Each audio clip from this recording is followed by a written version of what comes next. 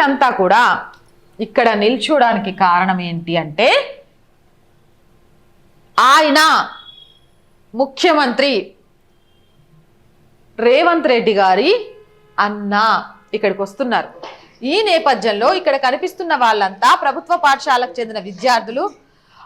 ఈ నేపథ్యంలో ఆయనకు స్వాగతం పలికేందుకు నిల్చున్నారు. వీరికి ముందు ఒక బ్యాండ్ మేళం కూడా ఉంది. ఇక్కడ చూడొచ్చు చాలా క్లియర్గా, నేను పాస్ చేసి చూపిస్తా. పిల్లల కాళ్ళకు చెప్పులు కూడా లేవు, కనీసం చెప్పులు కూడా లేకుండా నిలబెట్టిండ్రు.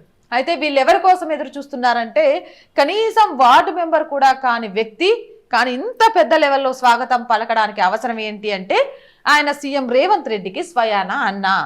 ఆయన రాక కోసం ఇలా పిల్లలని ఎండలో వరుసగా నిలబెట్టిండ్రు. అందులో చాలా మంది పిల్లలకి చెప్పులు కూడా లేవు. మీకు క్లియర్గా కనిపిస్తుంది, ఈ విజువల్స్లో చాలా క్లియర్గా చూడొచ్చు. చెప్పులు లేకుండా పిల్లలు ఉంది. ఎండలో నిలబెట్టి మరి ఏ ముఖ్యమంత్రికో ప్రధానమంత్రికో రాష్ట్రపతికో ఏర్పాటు చేసినట్టు విద్యార్థుల చేత ఒక పెరేడ్ ఏర్పాటు చేసి ఒక బ్యాండ్తో పోలీసులు అందరూ కలిసి ఆయన్ని తీసుకెళ్లడం సర్వత్రా విమర్శకు దారితీస్తుంది. మరి ముఖ్యమంత్రి అన్నగారి కోసం చేసిన ఈ ప్రభుత్వ పాఠశాలలోని కార్యక్రమంపై మీ అభిప్రాయం ఏంటి? ఇది మీరు యాక్సెప్ట్ చేస్తారా?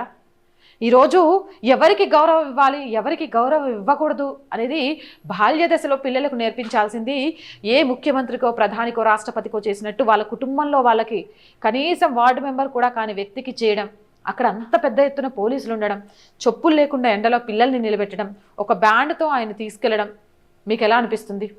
కామెంట్ సెక్షన్లో పెట్టేయండి.